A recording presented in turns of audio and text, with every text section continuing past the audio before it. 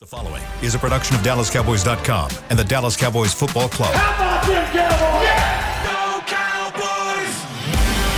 This is Girls Talk, Boys Talk, presented by Invisalign, trusted by over 500 NFL players for their winning smiles. And broadcasting live from Dallas Cowboys World Headquarters at the Star.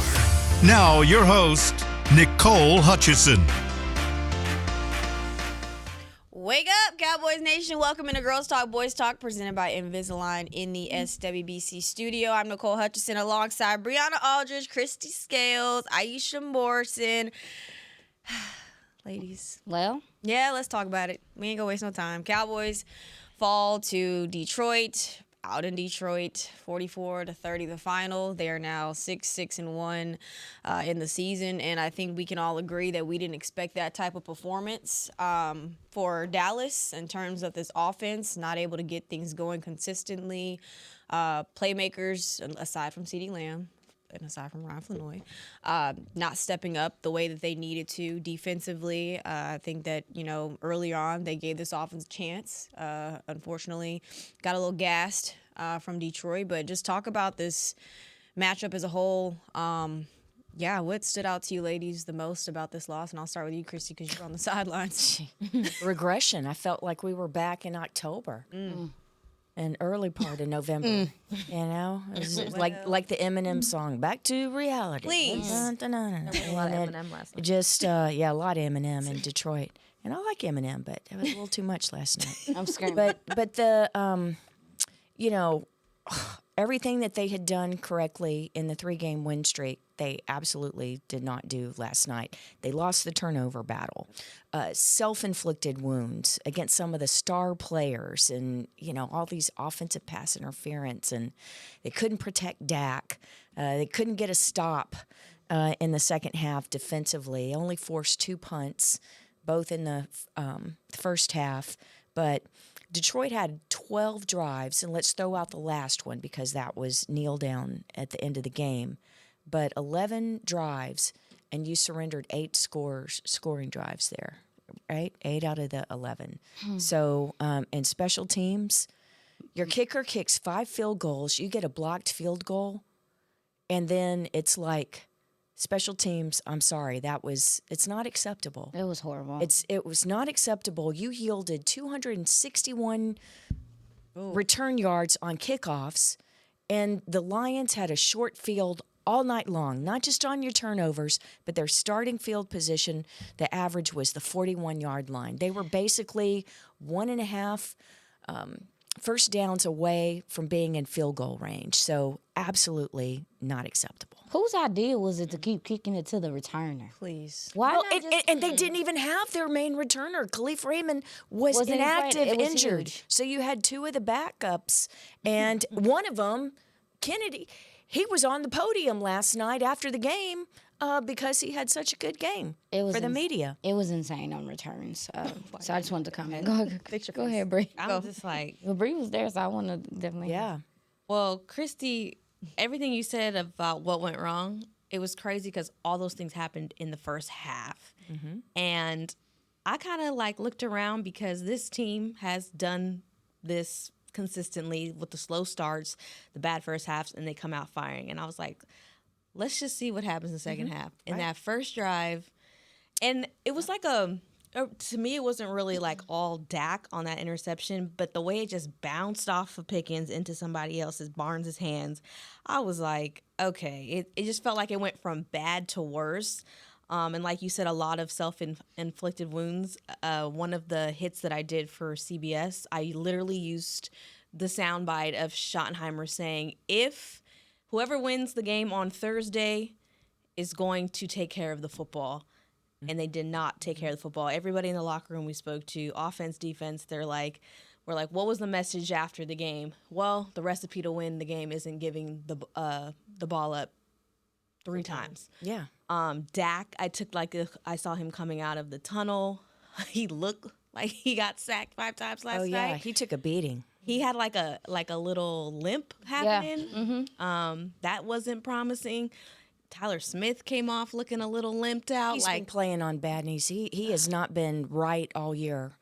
I'm not saying that he's played poorly, but the guy's been playing hurt all year. Yeah. How they walked off is how everybody felt. They looked defeated.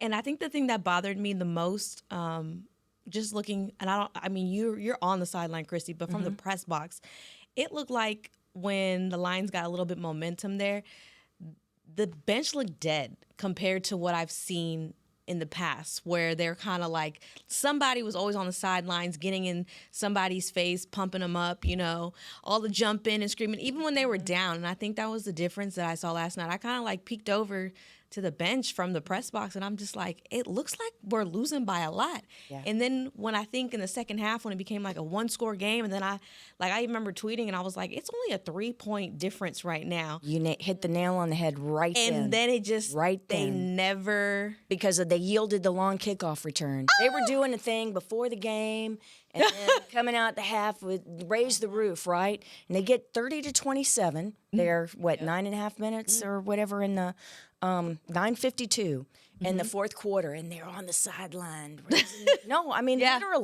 Literally, Osa is down there high-fiving all of the offensive players because that was the Flanoy 42-yard touchdown catch, and then the Ferguson 2-point conversion. So they're trailing by 3 with 9:52 to go, and long kickoff return, and the Lions have the ball at their own 41, and 5 plays later, it's 37-27. I mean, that's not necessary.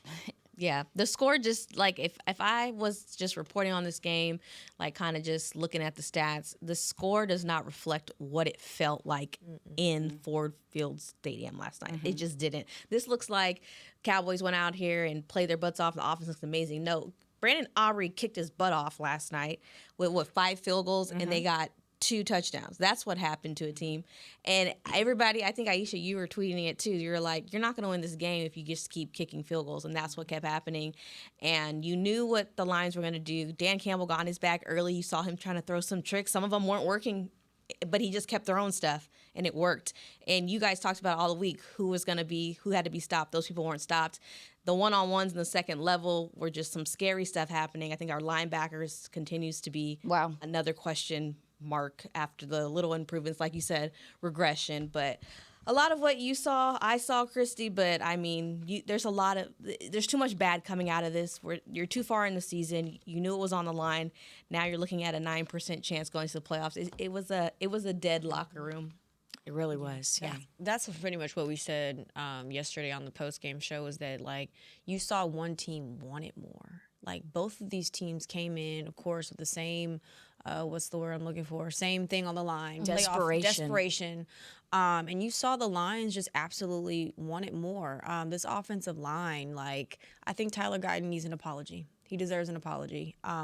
Granted, Nate Thomas still hasn't had the experience that Tyler Guyton has had, but he was absolutely getting whooped by Aiden Hutchinson. And, of course, not an easy matchup. But when you get your quarterback hit that much, it's unacceptable. It's unacceptable. Dak Prescott, I think he was pressured 20 times on 54 dropbacks. Yeah, the offensive line. Like, that's what comes to mind when I first started watching the game to Bree's point, was the intensity level. You could tell at the very beginning of that game that the intensity level that the Lions came out with, the Cowboys hadn't matched. And it took them a while to match it, probably until about that third quarter, to kind of come up to the Lions level. I think when you look at this Cowboys team, they played a lot of games in a short amount of time. And at some point in time, it catches you. And I think, when you go on runs and stuff, it's awesome. But the reality is that these guys got out physical last night. They lost the line of scrimmage in a major way. Your tackles, to your point, Nicole, could not hold up, and that played a huge reason in Dak's clock being sped up all day. I mean, we talk about some of the things that maybe they wanted to attack downfield, maybe they didn't have time. And then not being able to really establish the run, Detroit decided we're just going to drop back in this shell, and there's nothing. You guys aren't doing anything to make us get out of it. You're not attacking downfield, which is what I thought would be there for Dallas with their secondary banged up, and you're not running the ball effectively enough for them to say, maybe we need to bring a safety down there in that box. They're just dropping guys in coverage. I will say that the Lions, but we got to wait for the numbers, but the Lions did run run more zone than we're accustomed to seeing them doing. I think that threw off the Cowboys early.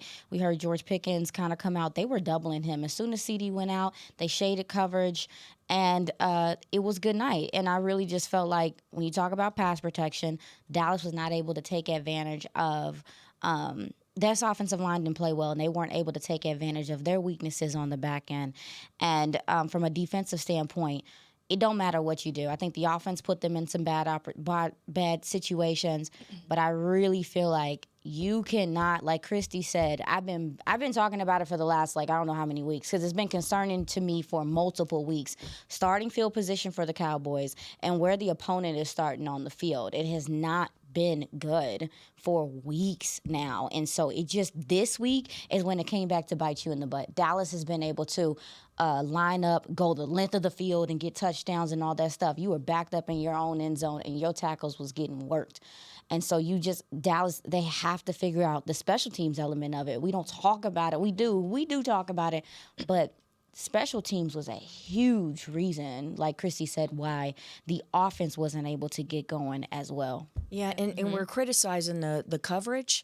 Let's talk about the returns. Yeah. And the don't get me started. penalties. The penalties. Because Cavante, that's 2 times in 3 games in illegal, fair catch signal.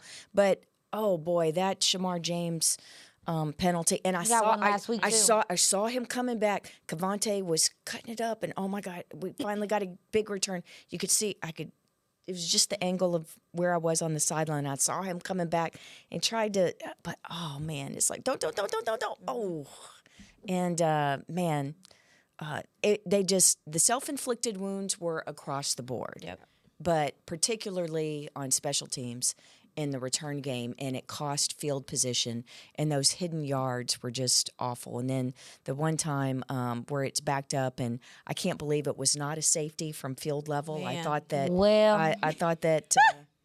That was a I go complain. Yeah, there was a lot of stuff that went their way, and there was a lot of stuff that went our way. Hey, I'll say it was there is a thing. It's an old NFL deal over officious. I won't say what, but let me just say that the first half, and Bree, you know how that crowd was reacting. I felt like in the first half, all the calls were going against the Lions, and the crowd was reacting. And then in the second half, it's flipped the switch. But let's just say that there were a lot of calls last night, and even more than what ends up in the final stat sheet because of the ones that were offsetting. But golly, just shooting themselves in the foot in all 3 phases for the Cowboys last night. Stop. And it's crazy because you pointed that out. Like, how is this team going to respond when you've gotten all these calls your way, of course, at home, on the road, whatever, the last 3 games. But now you go into a hostile environment. These referees are kind of trying to, I guess, make some good close calls. I don't know, beg to differ. We're merited. They really were. They were being equally bad. Grab a guy's face mask when you're coming out on a pass route. You just can't. That Ferguson penalty. Yeah. Ooh, that hurt me. Well, the Ferguson one was trying to block. Yeah. And Tyler Smith was right. I saw that Right behind him. He was trying to block, and then Pickens had the PI downfield. But I agree. You can't be operating like that. 7 penalties for 76 yards for Dallas. Which sounds normal. No, but it wasn't normal like last night. It hurt. It all the happened worst times. in key moments and key. My God, The worst. Can somebody point to the neutral zone?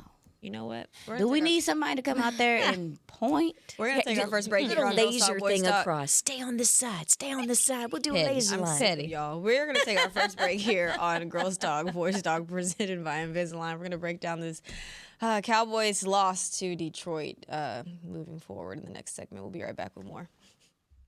When you're on the field, you know what it takes to lead your team and play with confidence. But that confidence shouldn't just stop at game time. It should follow you off the field, too.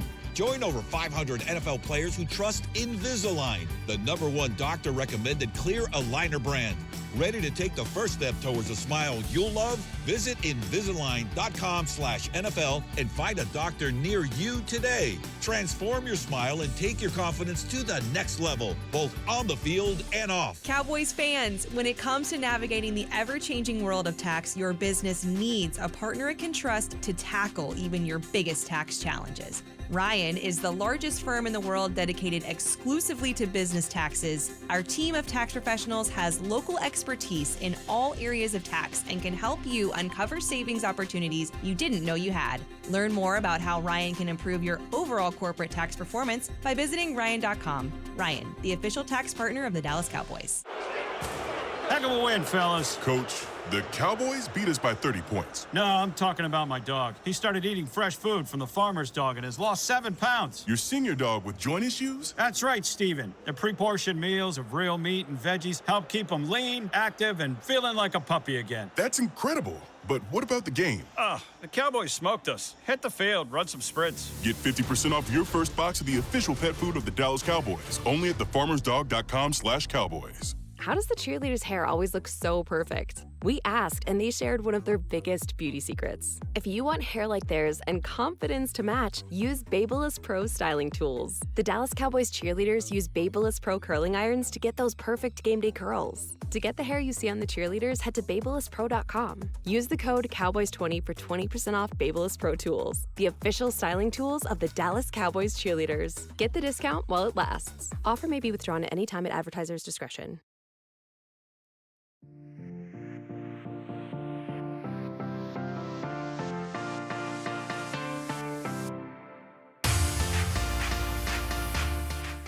Celebrate the season at Cowboys Christmas Extravaganza, powered by Reliant at the Star in Frisco. Join us every Friday and Saturday night from now through December 20th for an electrifying holiday performance. For details, visit stardistrict.com. Welcome back into Girls Talk, Boys Talk. Presented by Invisalign, Nicole Hutchison, Brianna Aldridge, Christy Scales, Aisha Morrison. I do want to talk about this defense because I'd say this unit has been kind of the heartbeat of this turnaround so far. Unfortunately, they faced a better team Thursday night. I want to talk about the explosive plays because they had 5 of 25-plus yards. One of those coming from, of course, Jahmyr Gibbs, who had 3 touchdowns against the Cowboys. And, we were talking about it off camera, Aisha, obviously him attacking them in the receiving aspect. And I want to ask you, what do you remember from, of course, him being drafted and that showing up against the Cowboys? Because we were just talking about how much they attacked him in the receiving game. How much of a stress did that put that on Dallas? I mean, it's the reason why he was a running back that was taken in the first round. And there was a lot of conversation about, number one, that class of running backs was fantastic, him to me being one of the best. But what made him unique, and I don't know if you ladies remember, it was during that time as well where the running back position started getting, to my opinion, devalued. Guys were getting paid pennies on a dime. It was hard for them to get second contracts. So there was a lot of controversy on what type of running back do you take in the first round.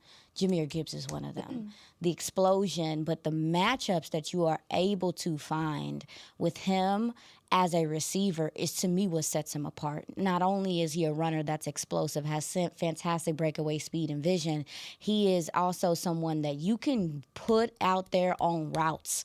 And when I tell you that was something I was definitely concerned with the Cowboys have struggled, the linebackers have struggled in coverage all year.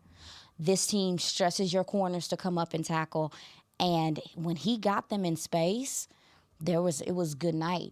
These guys were not able to wrap him up. So to answer your question, it puts an immense amount of stress on your secondary. And even so, they got guys lined up on safeties. They got guys lined up on linebackers. I mean, I thought that Dan Campbell, even in his inexperience, did a really good job finding some favorable matchups with Jahmyr Gibbs and the Dallas linebackers who have struggled in coverage, who have struggled to do these things. They could not hang last night. So it's very stressing, and I mean, there's not a lot of answers to it unless you're able to put, I thought that Flus would maybe go a little bit more dime, maybe put a DB on him at that point.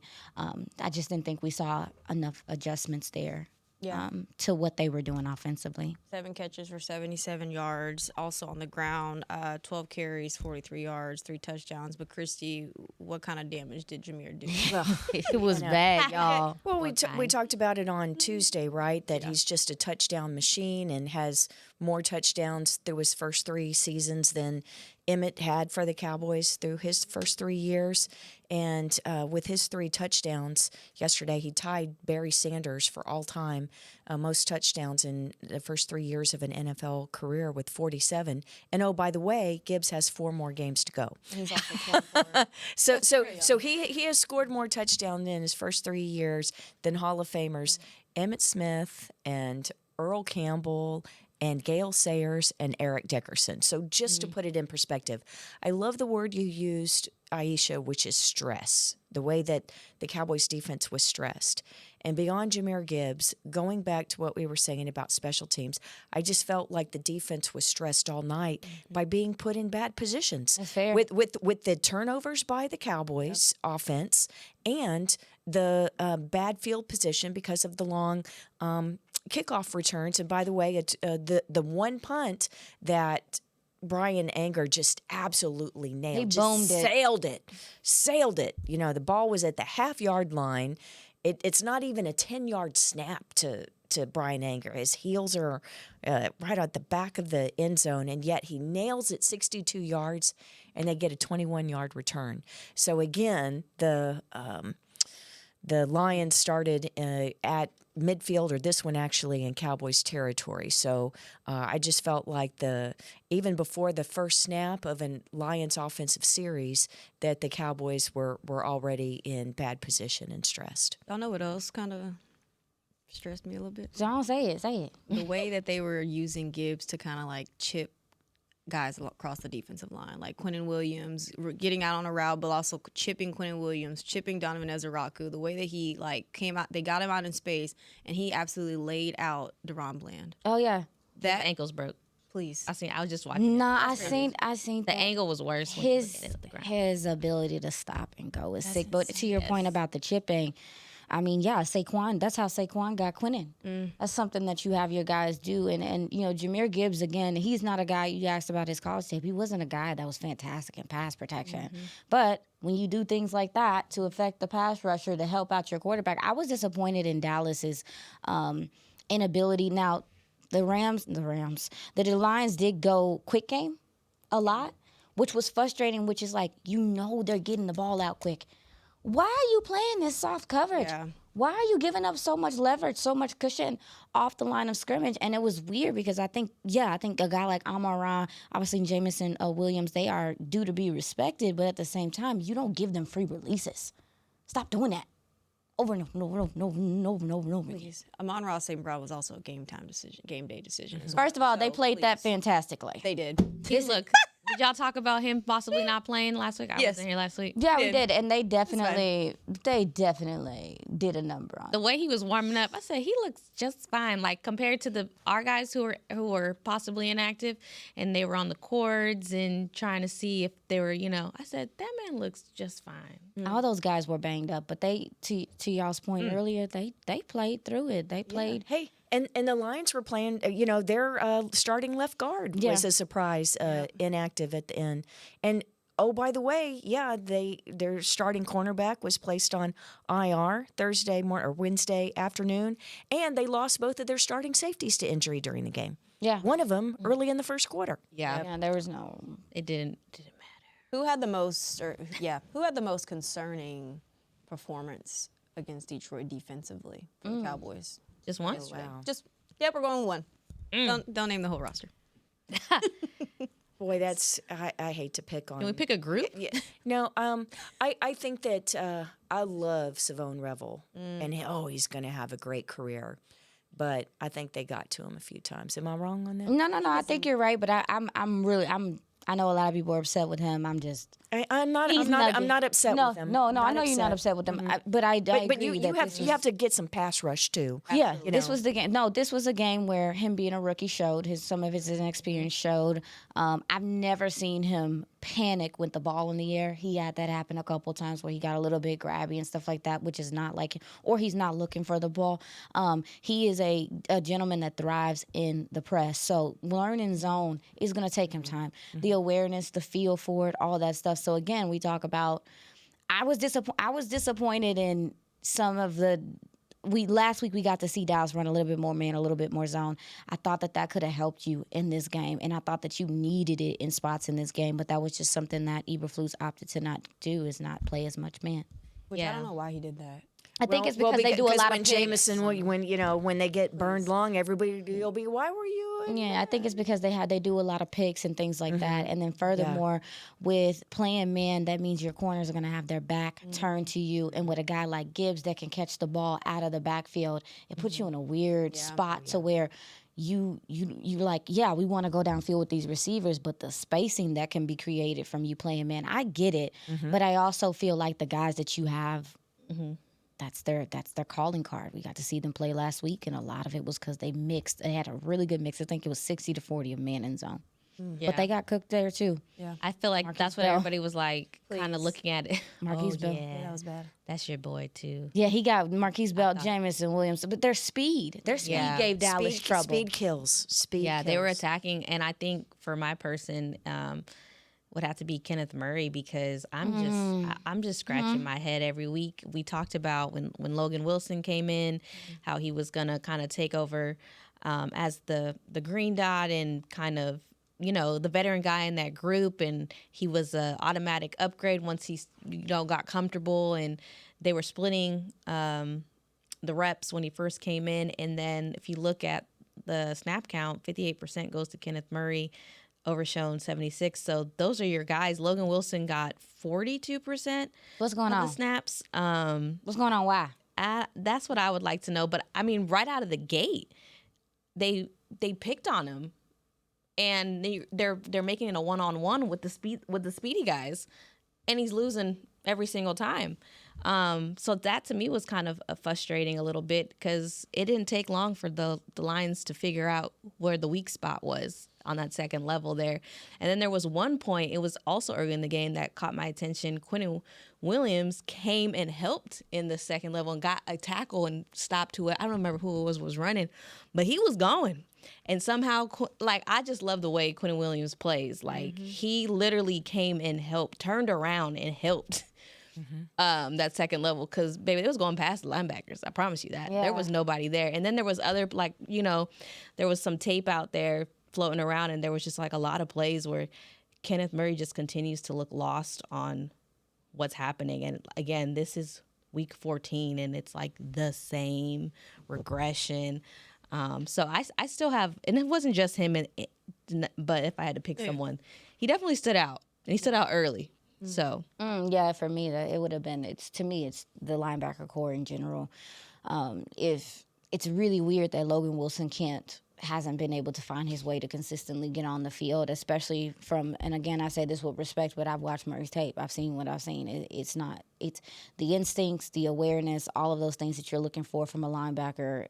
It just isn't there consistently enough to where when Shotty mentions competition, okay, well, like you're thinking, so I'm concerned about where Logan Wilson is, that he can't beat out Murray to get on the field, especially at this point in the season. But yeah, man, Dallas, if they want to be a good defense moving forward, has to figure out how to cover the flats, how to come up and tackle there. Teams have attacked you there all season. They have not thought you could stop it all season. And Detroit, being smart, did the same thing. They attacked the middle of the field on your linebackers in coverage, and they did a lot of stuff at the line of scrimmage to try to get yak yardage from their guys. We talked about the Cowboys needing to tackle well. They struggle with that. They struggle with tackling. So for me, it's going to be the linebacker core in general. I saw Overshown make some good plays in the run, but even with him, there's only like so much they can do. Like, they're not playing together well as a unit. Yeah, mine would be probably between Deron Bland and Reddy Stewart. I felt like there were just so many times. Yeah, ready to. There were just so many missed tackles. I feel like they were constantly getting. I'm sick of y'all. Constantly getting caught. Like, their eyes were caught in the backfield. No type of awareness of guys around them at all. I felt like DeMarvion Overshown really was like a saving grace in terms of helping them clean up tackles. So I would go with Reddy Stewart, Deron Bland. Of course, he's had an up and down year, but yeah, them corners, man. Attacking Savon Rebel, and I do want to make sure we give him grace because coming back from an ACL injury, definitely not easy. But like you had already mentioned, he played predominantly, man coverage all throughout college, and so he's still learning. He's still learning, but his normal awareness wasn't there because I've seen him on tape. Even when they're playing zone and stuff like that, look confident, look like he knows what he's doing. He's always looking for the ball. He's typically in pretty good position. He uses that length really well, but these were some very fast, shifty receivers. And again, I'm saying it, shout out to Dan Campbell because he called a really good game. Like, even in his inexperience, they had a plan and they executed it better than Dallas could execute their plan. Yeah, they exploited the matchups.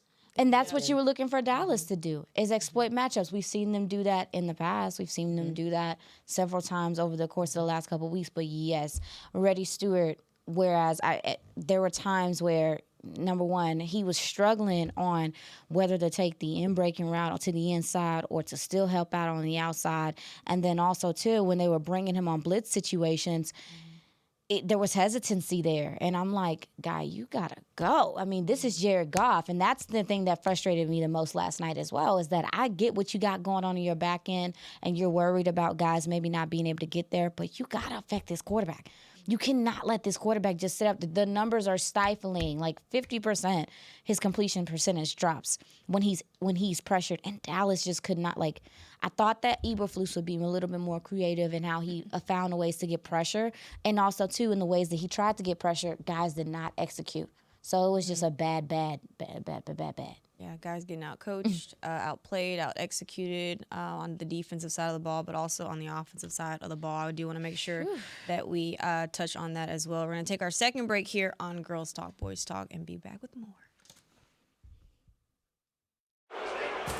Heck of a win, fellas. Coach, the Cowboys beat us by 30 points. No, I'm talking about my dog. He started eating fresh food from the farmer's dog and has lost 7 pounds. Your senior dog with joint issues? That's right, Steven. The pre-portioned meals of real meat and veggies help keep him lean, active, and feeling like a puppy again. That's incredible. But what about the game?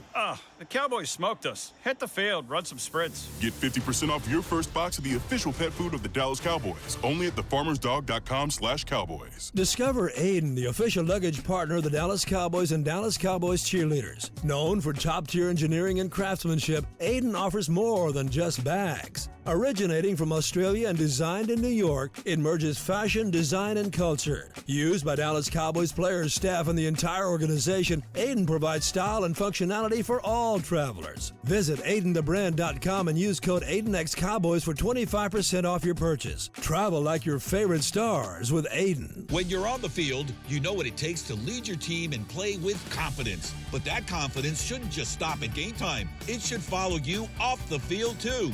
Join over 500 NFL players who trust Invisalign, the #1 doctor-recommended clear aligner brand.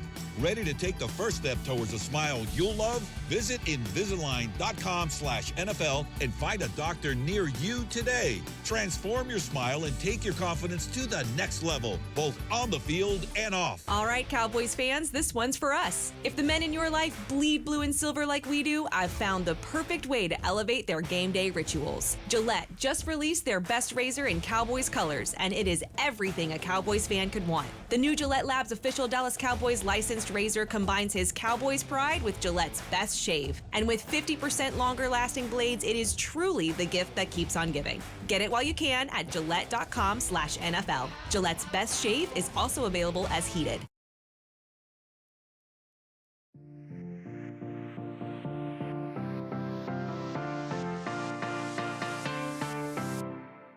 Capture frame-worthy holiday photos with Santa at the Star, presented by Monument Realty. Santa will be spreading holiday cheer from now all the way through Christmas Eve. For more information and to book your visit, head to thestardistrict.com/Santa.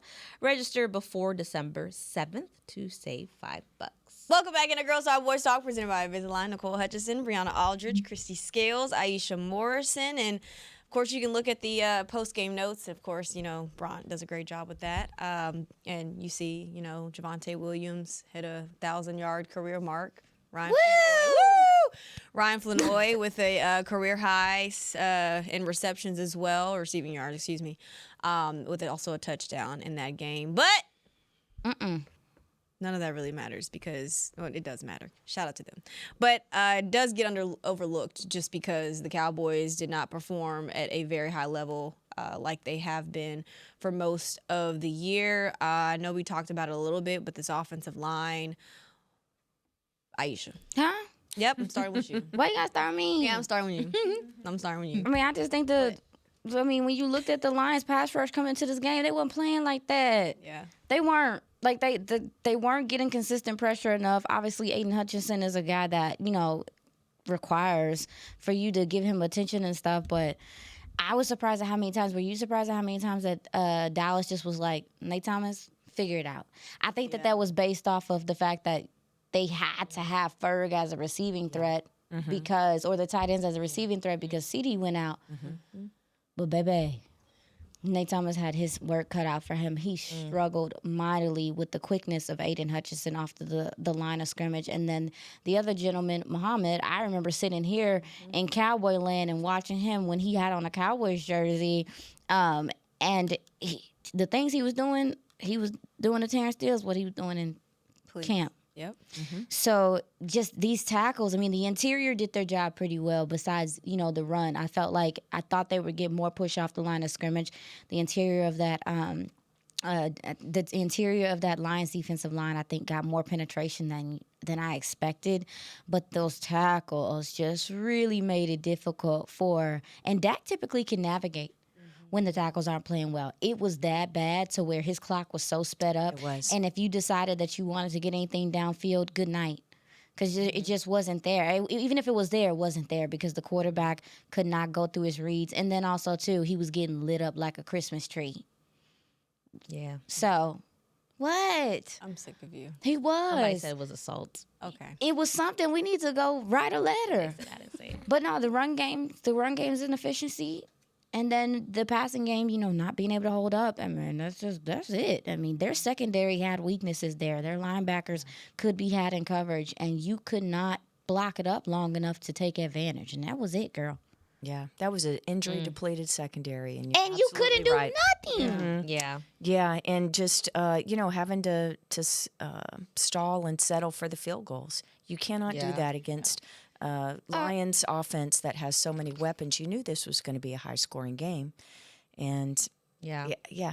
It was. And CD didn't have his first target till that second quarter, too. And I thought with the injury right away, like Chrissy had mentioned, that they would kind of, go crazy, but they didn't target him to the second quarter. And then as great as Flanoy had last night, he is someone you target in that situation to me as much as you did when CD goes out or Pickens goes out, but they were targeting him early. And I was like, okay. It was matchups. Again, not to take anything away, but I was just like, okay, but 13 targets for Flanoy, regardless if someone goes out or not, that's a lot. I was saying that to myself is like, they had a shot to the end zone to Flanoy when they were down there. And I thought to myself, like, well, you would rather that be a CD or a Pickens, but at the same token, it sounds like listening to Pickens last night, like, again, watching the game, they did some stuff on the back end that they hadn't showed on film as consistently as far as doubling them, having, bringing an extra safety. Like, the safeties were really lurking.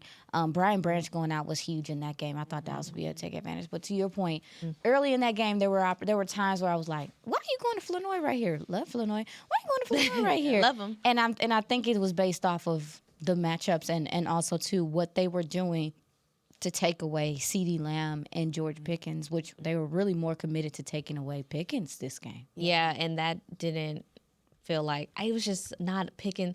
I feel like what he said after in the locker room kind of stood out because I didn't like the way Cowboys Nation will turn on them so quick. They will. How many games ago was everybody talking about Last week? number one? Literally last week. And CD got it. CD's like what? Like that's what's actually funny about the situation, because they hate you one week, they love you for the next, and that's just how the game goes. The guys know the business, but I didn't like the way people were tearing him down, like, you know, he just doesn't care about the game or whatever. But to what he said in the locker room was like, you have to look at how they were playing me compared to the past as well. Because, you know, I think everyone here has grown to love Pickens for who he is and his personality. And he's been a menace, right? He was off game. But I feel like this was the same type of, you know, feels when CD had his bad game a couple weeks ago, right? So I didn't love that. I don't think that's fair to Pickens, how they was tearing him up. Yeah, and look at how CD responded. Yeah, coming off that with his monster game. So look out Minnesota, because I think Pickens is going to be. Yeah, he might feast a little bit, but I think it was just all the people that you needed to do to be great weren't great in those moments. That's what happened. We talked about it earlier in the segment where Dallas has been able to come back, and they have had self-inflicted wounds early, and they have had very slow starts and been able to make kind of miracles, but you had those chunk plays from CD and Pickens to set you up. You had Jake Ferguson lining you up right in the red zone where you could just have Javonte Williams run it in and do what he does. But Jake Ferguson is also someone we got to talk about, because that ball security, sir, that quote was for you. You've been struggling with that consistently. That's a problem. You're a leader of this team. You're the number one tight end of this team. That can't happen in those moments. And then what made it worse is when they're able to go score not a field goal but a touchdown from what you just did. And it wasn't like some of the other turnovers where it's bouncing around, and like that was you. And he's one of the guys that you need to be great, and he wasn't. I think for George Pickens, what was more so disappointing was the fact that he thrives in those one-on-one matchups or even contested catches getting doubled. And you didn't see that, I don't want to say urgency, but you didn't see that like fire that he typically would give you when you are matching him up in double coverage. Like, granted, he was doubled a lot, but I didn't see that same type of like feistiness. He wasn't strong enough at the catch point. Yeah, like I'm sorry. I didn't see that. I'm not gonna sit up here and tear George Pickens down because it's a waste of time. But I will say he was. I thought he could have been. I've seen him be stronger at the catch point. I have seen him be a little bit more physical at the top of routes. I've seen him, so again, it could have been, there's a lot of reasons why this could be, again, maybe he was thrown off by some of the looks they were showing him and stuff, but he's going to look back, even though, they did some things different, he's going to look back as well, and I'm pretty sure he's going to feel like he needs to come on with it a little bit. But another thing about George Pickens is that's a part of his tactics. Yeah. He's a very smart player.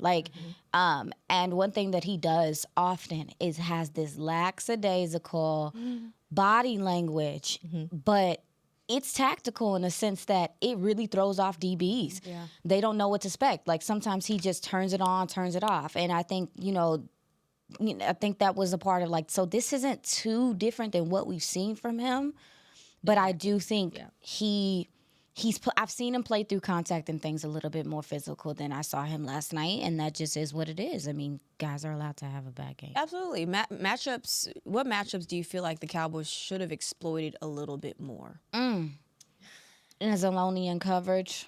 Jake Ferguson? Yeah, I think, not even Jake Ferguson. I mean, they could have used Turp. They could have, what do you think? What do you think? I think they could have attacked Anzalone in coverage. I think they could have attacked the secondary more with big plays, trying to get them to at least to take one of these guys out the dang box. Yeah, but again, it goes back to your point of the pass protection. It wasn't good enough. Yeah, it's... That's fair. Brevin had a good catch over Anzalone. So I would like to see more Brevin. Like to see a little bit more every week.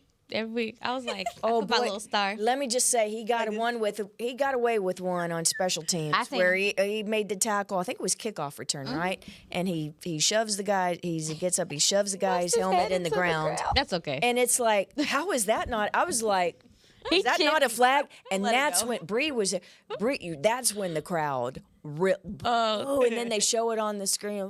That actually felt like a home game. I feel like all these road trips have kind of felt more for the Cowboys. But the Lions, not they a were Cowboy. in head. Yeah, And let me just say that it's only seats 65,000 and it's a smaller stadium. They're right on top of you, but the standing room only tickets were going for 185 and up, and the upper level corners of the end zone way at the end were 220 and up. So that was it was an outstanding crowd. It was a whiteout. The Lions wore their all white uniforms with the blue numerals and letters and stripes, and they asked for a whiteout for the crowd, and they had the white towels, and Lions Nation really showed Temptations. up.